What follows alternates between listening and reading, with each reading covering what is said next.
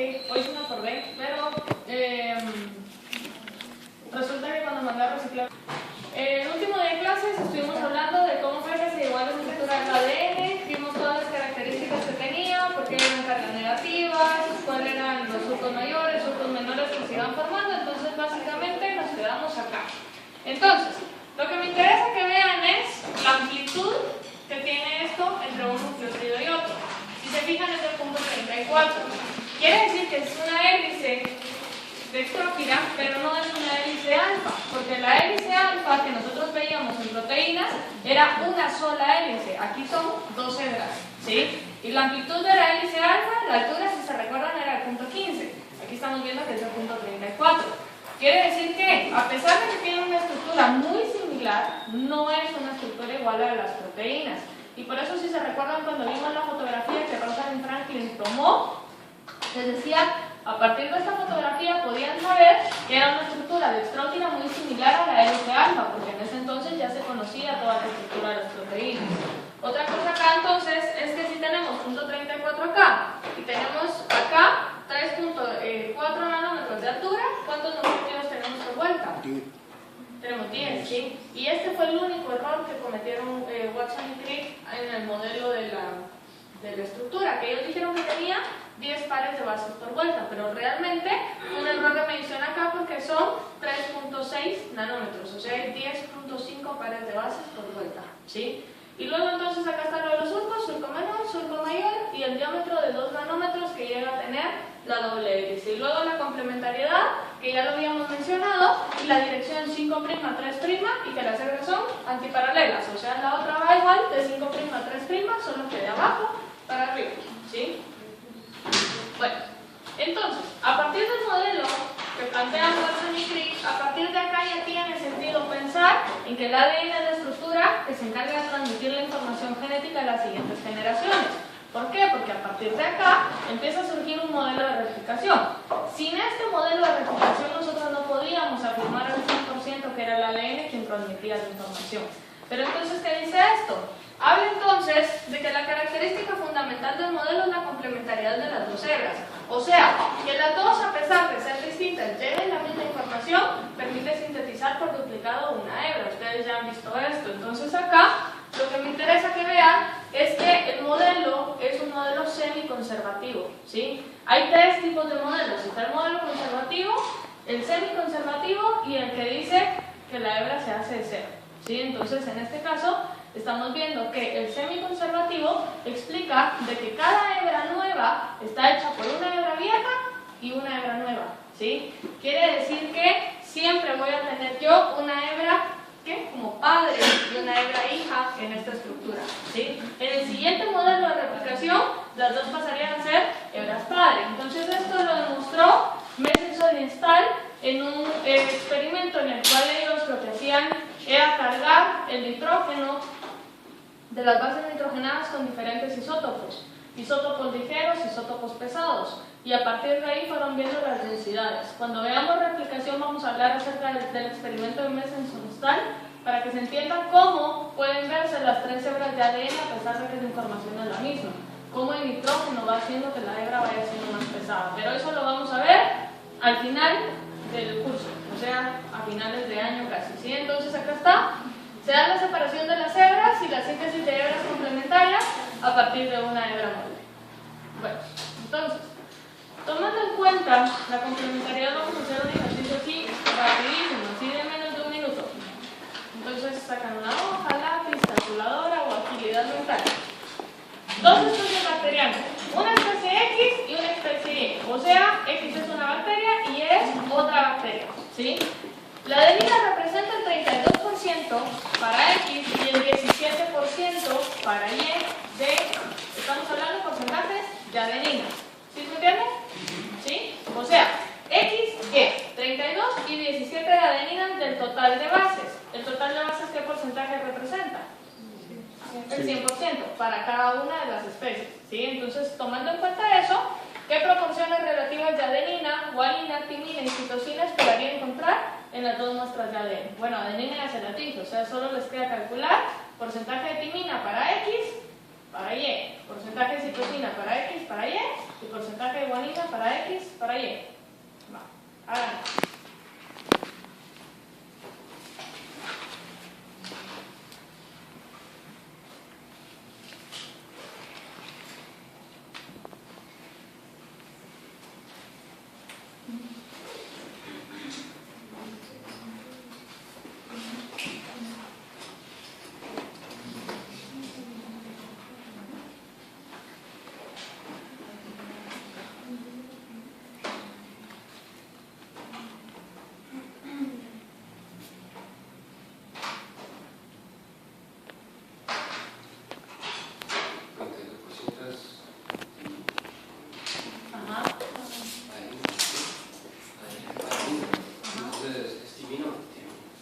Tiamina es vitamina.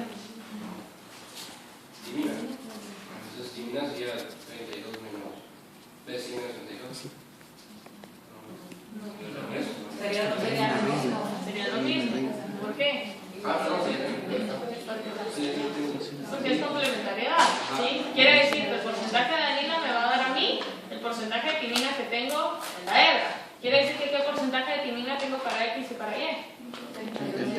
32 y 17. Ahora sí, ¿cómo calculan el porcentaje C? G. De G y de C sería 68 en la X. La que sea 100 menos 32. ¿100 menos cuánto? 100 menos 64. Porque es 100 menos A y 100 menos C. Y eso les da CG. ¿Sí? Y CG son las dos. Y como esto es lo mismo de los dos, divido 2. David. ¿Raúl? ¿Sí? ¿Quién lo entiende?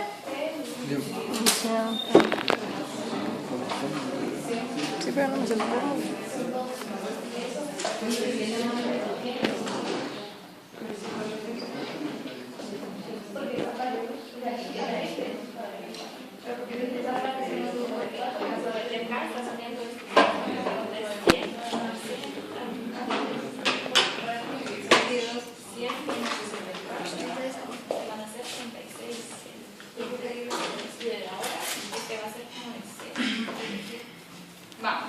Yo sé que el total de bases es el 100%, ¿sí? Y sé que de este total de bases, esto es un número igual y esto es un número igual, ¿sí? Por lo tanto, yo sé de entrada que el porcentaje de timina para X es 32 y para Y es 17, ¿sí?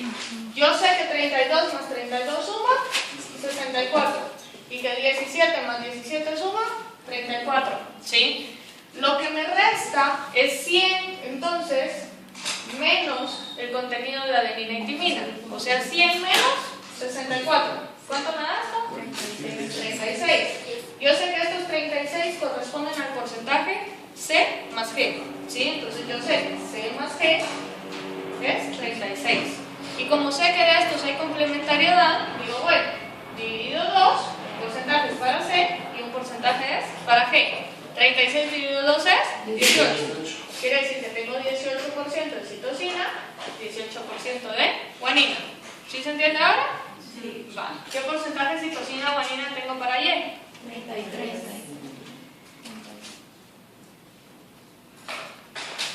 ¿Sí se entiende? ¿Sí? Salud. Entonces, Sargas dice, el porcentaje de adenina siempre fue igual al de timina. El porcentaje de citosina siempre fue igual al de guanina, pero citosina más guanina no es igual a adenina más timina. O sea, 64 no es igual a 36. ¿Sí se entiende? ¿Sí? Entonces, ¿qué supuestos se emplearon para poder responder a esto? Las reglas de Charga. ¿Sí se entiende? ¿Las reglas de qué? De Charga.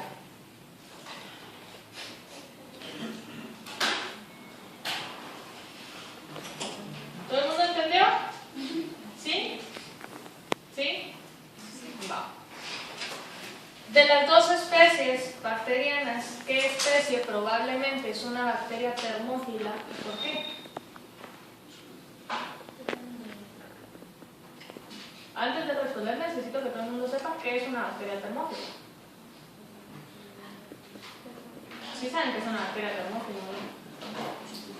¿Sí? A ver, biología, esto sí es de biología. ¿Qué es una bacteria termófila? ¿A temperatura? que viven a altas temperaturas. ¿Cuál de las dos puede ser una bacteria termófila?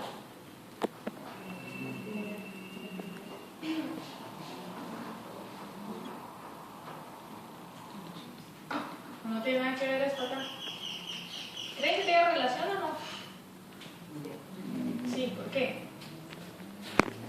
Por los, Tiene que tener.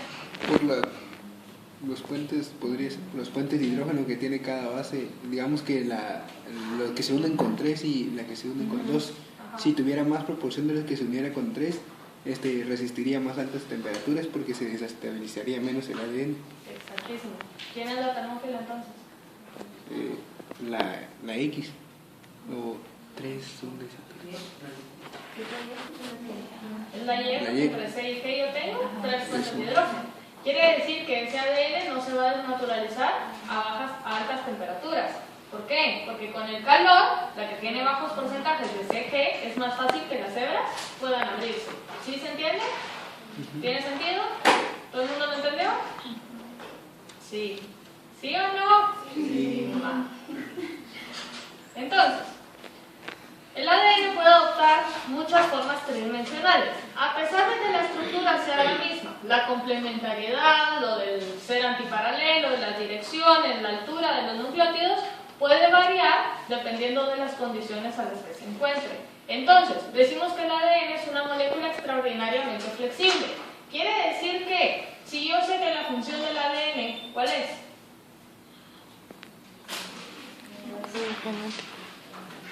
¿Cuál es la función del ADN? Transmitir la información genética de una generación a la otra o para las necesidades de la célula. ¿La información en qué estructura está? ¿Primaria, secundaria, terciaria? En la primaria, ¿sí? ¿Por qué? Porque yo voy a sintetizar el ARN mensajero a partir de la estructura primaria. Quiere decir que si yo tengo un cromosoma, por ejemplo, la información no puede ser transmitida, ¿sí? ¿Va a ser dividida en 2 para cuando haya mitosis? Sí, pero al momento en que la información empiece a expresarse, se va a expresar en forma de proteínas y solo lo va a hacer a partir de la estructura primaria. Quiere decir que yo puedo enrollar al ADN como quiera, que al final la información permanece ahí, la función no cambia, ¿cierto o no? ¿Sí? La función no cambia, a diferencia de las proteínas. Entonces acá decimos que variaciones estructurales no tienen efecto sobre las propiedades fundamentales. La propiedad fundamental es transmitir la información, ¿sí? A pesar de que tenga 10.5 pares de bases, que tenga 12, que tenga 15, que tenga 20 pares de bases por vuelta, la información sigue estando ahí porque está en la estructura primaria, ¿sí? Entonces hay 3 formas que son las formas principales en las que se ha observado el ADN. Está la forma B, la forma A y la forma Z. La forma B es la más estable en condiciones fisiológicas, es la que por cosas del azar fue la que Rosalind Franklin logró fotografiar. Si Rosalind Franklin hubiera obtenido la fotografía de la forma A o de la forma Z, probablemente Watson y Crick no hubieran logrado armar la estructura del ADN. ¿Sí? ¿Por qué? Porque vamos a ver que hay diferencias ahorita. Por lo tanto, me interesa que sepan que el modelo estructural del ADN, que tiene 10.5 pares de bases por vuelta, con una amplitud de 36 Armstrong, con una altura de 0.34 nanómetros entre nucleótido, una hélice, doble hélice dextrógira, es la forma B. O sea, hasta ahorita hemos visto la forma B.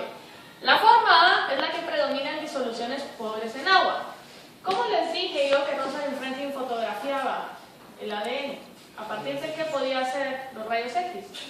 A partir de cristales, y los cristales son disoluciones pobres en agua. Quiere decir que por probabilidades era más probable que Rosalind Franklin lograra fotografiar la forma A y no la forma B. ¿Sí se entiende? Pero no fue así, fotografió la forma B. Entonces, en este caso, nosotros vemos que la forma A va a predominar en forma de cristal, o sea, cuando el porcentaje de agua disminuya, va a empezar a prevalecer la forma A. Vamos a ver ahorita cómo es. Y la forma Z adopta un plegamiento en zigzag. Un plegamiento en zigzag quiere decir que es una forma más alargada, más estirada, ¿sí? Vamos a ver ahorita las diferencias. Acá tenemos la estructura de las 3. Si se fijan, la del medio es la forma B porque ese es el patrón de comparación. Si comparan la forma A con la forma B, ¿qué es lo primero que logran ver a simple vista? Está más condensada. Es más gruesa, es como más gordita. Entonces acá decimos, la forma A es una doble hélice dextrógira. Hasta acá vamos igual que la B, ¿sí o no? ¿Sí? es más gruesa y tiene 11 pares de bases por vuelta. ¿Cuántos pares de bases por vuelta tiene la B? 10.5. 10.5. Quiere decir que ese 0.5 par de base más hace que logra extenderse hacia el diámetro y por eso logra verse un poco más cortita, ¿sí? Un poco más gruesa. Pero entonces acá lo que estamos viendo es que básicamente la conformación es la misma. La diferencia es que cuando quitamos el agua, en este momento, se ensancha un poco más la doble hélice, ¿sí? Va. La forma Z, ¿cuál es la diferencia que logran ver? Más larga. Es más delgada, ¿sí? Entonces acá es una hélice levógira, delgada y alargada de 12 pares de bases por vuelta. Quiere decir que si es levógira, la doble hélice se va enrollando hacia el lado contrario, ¿sí? Esta forma Z se ha encontrado en condiciones fisiológicas, pero en un porcentaje más bajo. La forma A es la que predomina en condiciones de laboratorio. Cuando ustedes están trabajando haciendo una extracción de ADN, o van a hacer un PCR, o van a hacer alguna electroforesis con ADN, el ADN que está ahí, el porcentaje más alto es la forma A. Pero la forma Z se ha encontrado en condiciones fisiológicas también. No se sabe exactamente de qué depende que adopte el giro del levógiro, pero se ha visto que la función, como dijimos hace un rato, no cambia, porque la función va en la estructura primaria, ¿sí? Entonces acá lo que quiero que me digan es qué pasa si tengo 12 pares de bases por vuelta. La Z tiene más pares de bases por vuelta que la B, que la A, ¿sí o no? Sí. Porque es más delgada. Si la A era más gordita porque tenía medio par más acá, estamos viendo que la Z tiene 1,5 más. Debería de ser en teoría mucho más gordita, ¿sí o no? Pero no, es delgada y es más larga. ¿Por qué? ¿Qué es lo que está cambiando ahí con ella? El giro. Está cambiando el giro, por lo tanto, la amplitud es más alta. Quiere decir que hay más distancia entre una vuelta y la otra. Y si hay más distancia, quiere decir que puede cerrarse más y yo necesito más pares de bases por vuelta para dar el giro. ¿Sí se entiende? ¿Sí? No. Entonces, aquí hay algunas como características de cada uno. Si se fijan, está acá la orientación, el levógiro estrógiro, el diámetro, la cantidad de pares de bases por vuelta. Y luego estamos viendo acá la altura, ¿sí? Si se fijan, la forma Z es mucho más alta entre una vuelta y la otra, y eso es lo que hace que sea delgada, ¿sí? Entonces acá, básicamente, lo que quiero que vean es el giro. Bueno, esto realmente no me interesa, se los puse por estas primeras 4 cosas, ¿sí? Que es lo que me interesa que utilicen como patrón de comparación, saber por lo menos cuántos pares de bases por vuelta, cuál es la amplitud, quién es más alta, quién es más baja y así, ¿sí? Bueno, existen variaciones dependientes de la secuencia. Quiere decir que estamos hablando de patrones que nosotros vamos a lograr encontrar a nivel de estructura primaria. Afectan funciones y metabolismo de fragmentos. Quiere decir que afectan el espacio o la función de un determinado fragmento del ADN. ¿Por qué? Porque estamos hablando de cambios a nivel de estructura primaria. No estamos hablando de mutaciones. Lo que vamos a ver ahorita son cosas que el ADN ya trae, ¿sí? Cosas que el ADN ya trae que hace que la estructura tridimensional pueda variar un poco. Entonces, vamos a definir un palíndromo, que son regiones de ADN con repeticiones invertidas.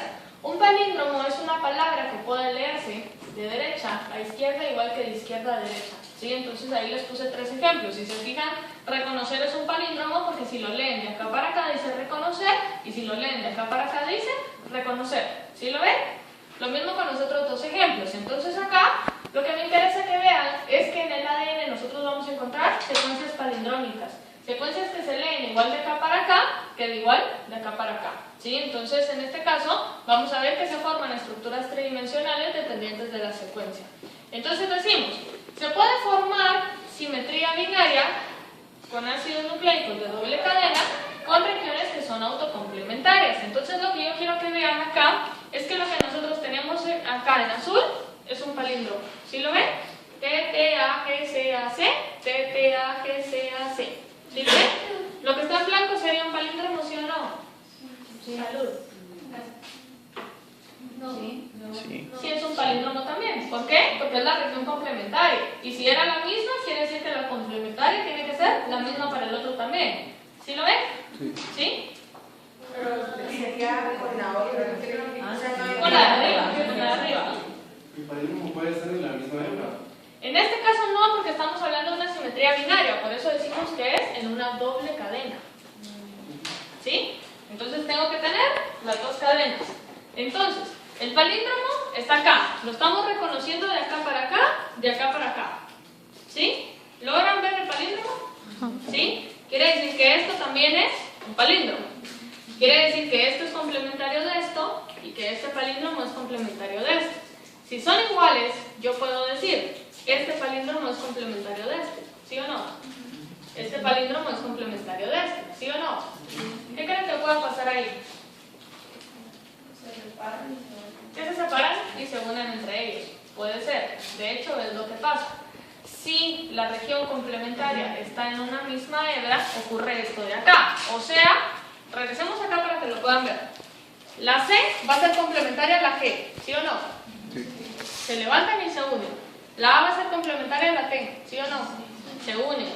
C con G, A con T y A con TT, ¿sí? Quiere decir que esto de estar acá se está doblando hacia acá. Si es una sola hélice la que se dobla, esto forma una horquilla, ¿sí? La horquilla es esto de acá. ¿Sí lo ven? En este caso la región complementaria está acá y estas secuencias no son complementarias. Quiere decir que el palíndromo de este tenía que estar ubicado en la otra hebra aquí abajo, ¿sí? Y el palíndromo de este tenía que estar ubicado en esta hebra acá abajo. Esta parte de acá no necesariamente debe de ser complementaria, porque si se fijan, es lo que produce la parte de la horquilla, ¿sí? Entonces, en este caso, se pliegan entre sí. Pero si yo tenía una doble hebra, ¿qué va a pasar con la de abajo? También se va a plegar. Quiere decir que eso puede formar una estructura cruciforme, ¿sí? Si solo una hebra la forma, es una horquilla. Si la forman las dos, es una estructura cruciforme. Lo que me interesa que vean es que el palíndromo está en hebras opuestas, por lo tanto la región complementaria queda a la par. ¿Sí se entiende? ¿Sí? Va. Y les digo esto porque están las repeticiones especulares. Las repeticiones especulares es cuando yo tengo el palíndromo en la misma hebra. Entonces vean acá, es especular porque es como poner un espejo aquí, ¿sí? Esta secuencia la leo de acá para acá y la leo igual de acá para acá. ¿Sí? Entonces, en este caso, yo puedo decir, C es complementario de C, ¿sí o no? No. ¿Esto puede formar una horquilla? No puede formar la horquilla, porque la parte complementaria está acá y acá, ¿sí? Están en la misma hebra. Quiere decir que G con G tampoco pueden plegarse y formar una horquilla. La estabilidad está hacia acá. Por eso decimos que las repeticiones especulares presentan una secuencia simétrica en la misma hebra y no pueden formar, por lo tanto, estructuras en horquilla o estructuras cruciformes. ¿Se entiende por qué las anteriores sí?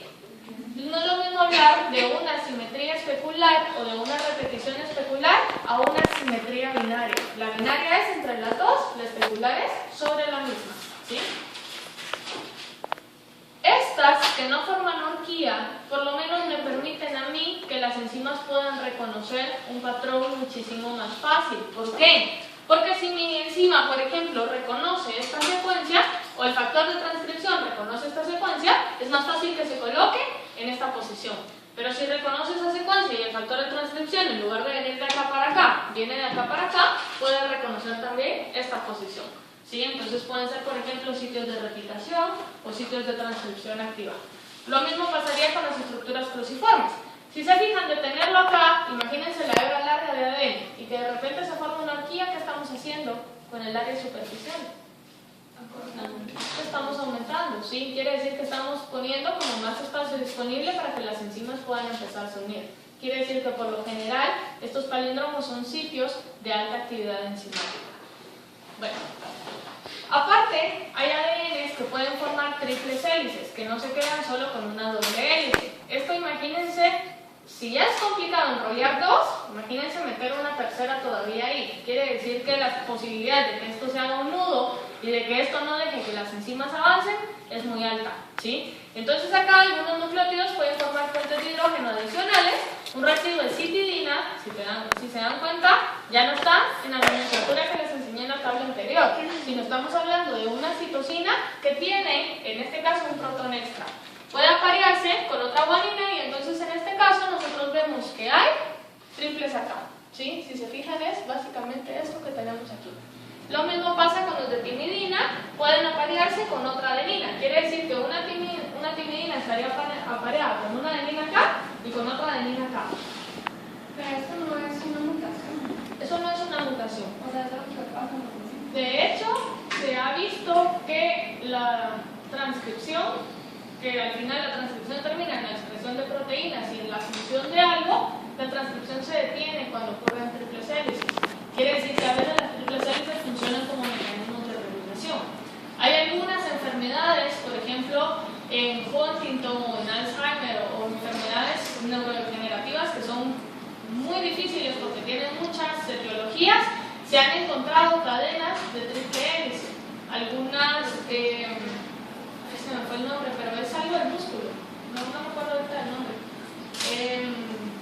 Están relacionadas con la formación de triples hélices, porque las triples hélices lo que hacen es que se forman y al momento en que se forman ya no puede empezarse a expresar ese gen, por lo tanto el gen se silencia, ¿sí? Y puede ser que la proteína que a mí me estaba sirviendo o que me debía de servir deja de existir, ¿sí? Entonces en ese caso no son mutaciones, pueden existir normalmente porque normalmente, por ejemplo, en el músculo no se van a expresar proteínas que debían expresarse en el hígado, por ejemplo, de forma normal. Que en el pulmón no se van a expresar proteínas que de forma normal se expresaban en el hígado, por ejemplo. Pero puede ser que se empiecen a expresar o que dejen de expresarse con esto. Por lo general la triple hélice está relacionada a un silenciamiento genético. Entonces, puede ser que haya una predisposición genética o que haya, por ejemplo, mutaciones que vayan apareciendo con el tiempo que también estén relacionadas a formar triples hélices. O sea, ocurre de forma normal, pero la gravedad con la que ocurren sí puede ser una predisposición genética. Entonces puede ser, si se dan cuenta, las enfermedades que les puse, que son enfermedades degenerativas, van aumentando conforme el tiempo va pasando, porque la cantidad de triples hélices, por ejemplo, porque las deficiencias de proteínas cada vez van siendo más altas, ¿sí? Entonces puede estar asociada a las dos cosas. ¿Vamos de acá? ¿Sí? ¿Habían escuchado que la ADN puede ser triples hélices? No. ¿No? Y acá, por ejemplo, se podría, en vez de timidina, que fuera Una adenina. unirse a lo mismo. Sí podría ser. Estas dos son las más frecuentes, ¿sí? Si se fijan, estas dos que son las más frecuentes, al final hacen la complementariedad. Pero al final no es lo mismo decir que una timidina está unida a dos adeninas que una adenina a dos timidinas, ¿sí? En información es básicamente lo mismo. Lo que quiero que vean acá es que les queda una hebra que queda solita, ¿sí? Aquí es un poco difícil porque está todo en el mismo color, pero si se fijan hay un pedazo donde se juntan las tres hélices, ¿sí? Tengo una acá, otra acá y otra acá, ¿sí lo ven? Se va formando como un nudo y por lo tanto para las enzimas es un poco más difícil lograr abrir ahí para poder empezar la transcripción y que la proteína pueda expresarse. ¿Sí se entiende? ¿Sí? Va. Aparte, nosotros acá lo que estamos viendo son los apareamientos de Hoogstin. Los apareamientos de Hoogstin básicamente es la explicación de por qué estos pueden llegar a formar diferentes enlaces.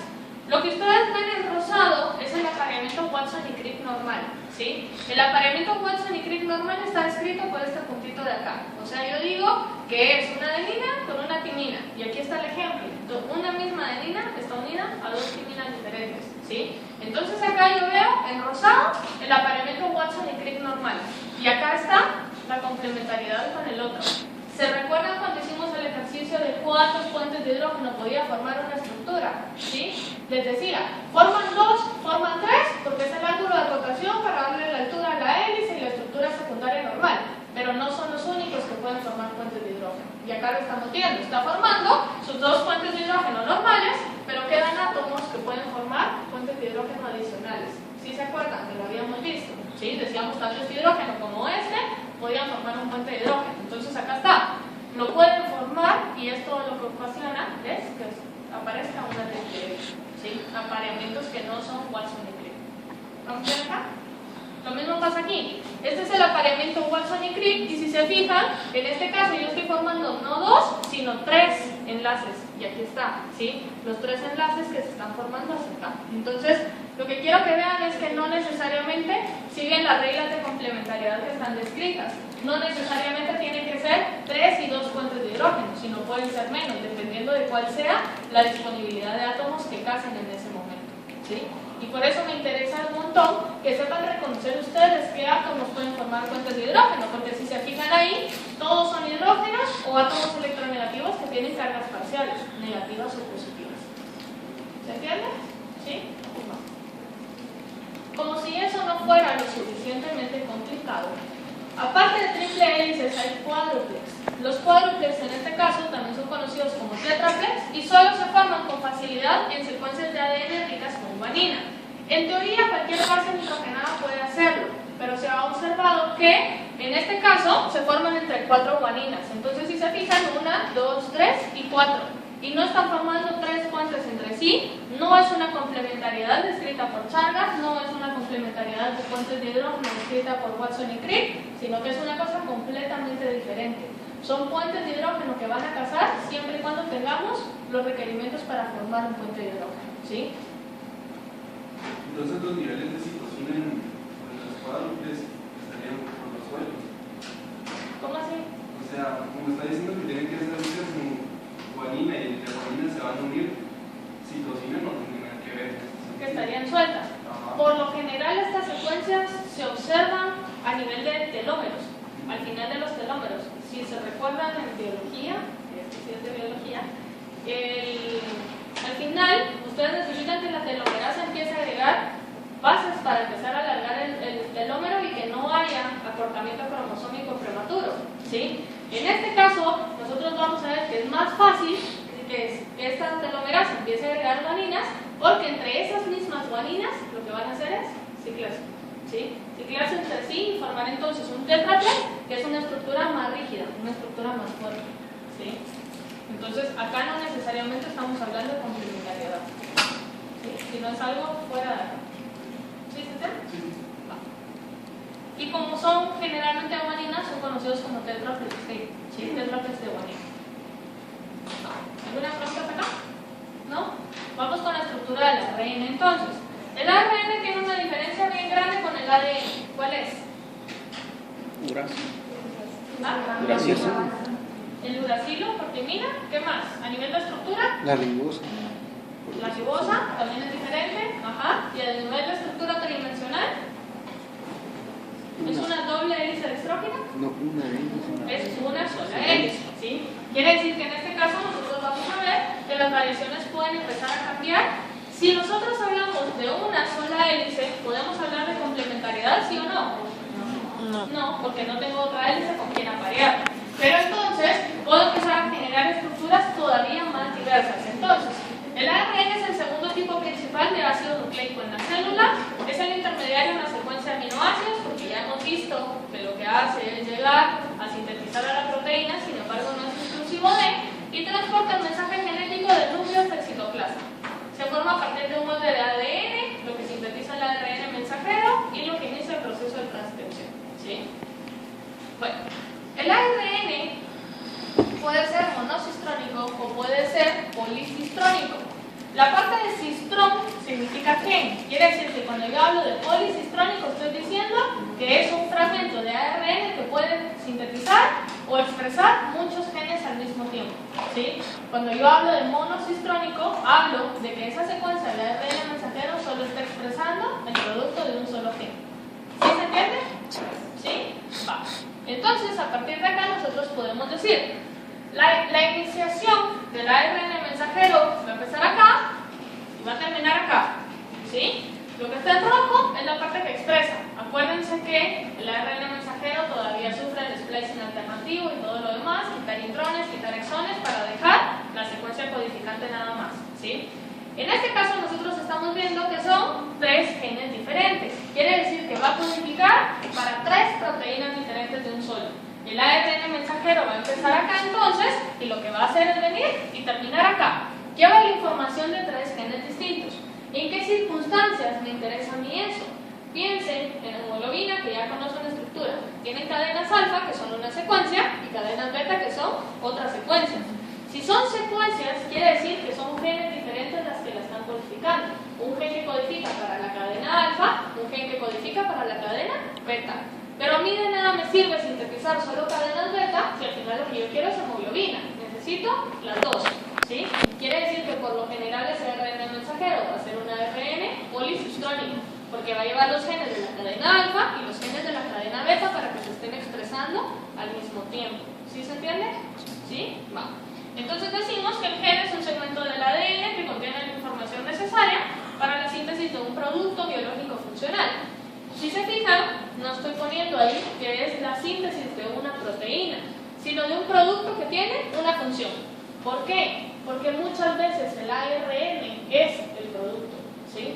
Hay muchos tipos de ARN y ahorita todo esto lo vamos a ver otra vez al final, pero lo que me interesa que sepan es que hay muchísimos tipos de ARN que están asociados a funciones completamente distintas, principalmente a funciones de regulación, ¿sí? Entonces, a pesar de que nosotros vemos el ADN como la encargada de transmitir toda la información, es así, lleva la información, pero el ARN se va a encargar de irlo regulando poco a poco, ¿sí? Entonces acá están otros tipos de ARN de transferencia que ustedes ya saben que lleva unido covalentemente un aminoácido y que se aparea con el ARN mensajero para dar la estructura primaria de la proteína. El ribosómico, que es el encargado de sintetizar para el ribosoma, que son al final los que sintetizan para proteínas, y tenemos algunos que no tienen actividad informativa, sino tienen actividad catalítica, tienen actividad enzimática, que serían entonces los ribosimas, ¿sí? Por eso cuando veamos enzimas vamos a decir todas las enzimas son proteínas, y eso va a llevar un asterisco. ¿Por qué? Porque hay enzimas que son hechas de ARN, no necesariamente proteínas. Y hay otros, por ejemplo, como los ARN micro, los ARN satélite, los ARN, los ribointerruptores. Miren, hay muchísimas formas de ARN que en general son conocidos como los ARN de regulación, ¿sí? Como les dije, eso lo vamos a ver más despacio cuando veamos otra vez replicación, transcripción, traducción. Como ustedes eso lo dominan perfecto, esa parte la vamos a ver así y nos vamos a quedar viendo toda esta parte nueva, ¿sí? Toda esta parte de regulación de los diferentes tipos de ARN. Bueno, las monohebras de ARN, que ya habíamos dicho que era solo una, adoptan una conformación helicoidal dextrógena. O sea, igual que el ADN, la diferencia es que es solo una, ¿sí? El apilamiento de bases, ¿se acuerdan qué era? ¿Qué era el apilamiento de bases? Que iban quedando una encima de la otra. ¿Se recuerdan que les dije piensen en fichitas que ustedes van poniendo una encima de la otra? Quiere decir que la complementariedad o la estabilización aquí sigue siendo el apilamiento de bases. Ya no hay estabilización entre hebras, porque yo ya no tengo otra hebra. Quiere decir que ella solita debe de poderse estabilizar. Decimos que la purina, las interacciones purina-purina, o sea, si tengo una A y una T, o por ejemplo una T y una A, son más fuertes que si yo tengo una purina o una pirimidina, por ejemplo una A y una C, ¿sí? O que tenga, por ejemplo, una G y una T, por ejemplo, ¿sí? Y son más fuertes esas que entre dos pirimidinas, por ejemplo, ahí sí, TC son las pirimidinas, ¿sí? TC y así. O sea, lo que les estoy diciendo es que si tengo purina-purina, tiene más fuerza que si tengo purina-pirimidina. Y si tengo purina-pirimidina, tiene más fuerza que si tengo pirimidina-pirimidina. ¿Sí se entiende? ¿Sí? Eso solo es para que tengan la idea. Las reglas de apareamiento son las mismas que el ADN. Quiere decir que pueden formar hélices complementarias, pero la complementariedad acá no es a la perfección, ¿sí? La diferencia es entonces que yo puedo encontrar pimina en lugar de uracilo, y en algunos casos yo puedo encontrar presencia de uracilo donde antes existía una citosina, ¿sí? Luego nosotros decimos acá, si se fijan, aquí está el enlace entre guanina y uracilo, no forma 3, sino forma 2 puentes de hidrógeno. ¿Por qué? Porque son los átomos que casan con la amplitud y la altura y la distancia entre nucleótidos que va teniendo el ARN.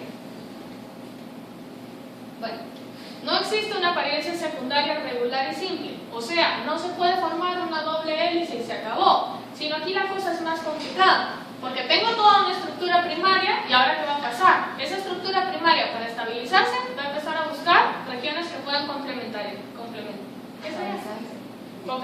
entre sí, ¿sí? Entonces acá nos forma una estructura completamente diferente en base a la secuencia primaria que tenga el ARN. Acá hay un ejemplo. Si se fijan, toda esta es una estructura primaria, es solo una hebra, quiere decir que aquí no nos falta nada. Estas lograron formar estructuras en horquilla. ¿Por qué? Porque casualmente visualmente había una secuencia complementaria ahí. Esta parte no tenía complementariedad y va quedando afuera. ¿Se fijan en esto? Ven acá, hay como saltitos, ¿sí? Hay como piquitos, porque la complementariedad no es específica, sino es más o menos al azar. Al azar, porque prácticamente tiene que tener una estructura tridimensional única, ¿sí? Esta línea de acá, lo que les está explicando es que la imagen plana se está plegando así, ¿sí? Como doblando una tortilla, por ejemplo. Tienen acá, si se fijan, muchas, ¿qué son? Gs y muchas Cs acá. Si es G, C, G, quiere decir que esto es complementario a esto. Esto se está plegando sobre sí mismo. Y eso al final forma estructuras tridimensionales completamente diferentes entre sí, y por eso algunos ARN tienen función específica. Ya mencionamos algunos, los ARN-MI, los ARN-SI,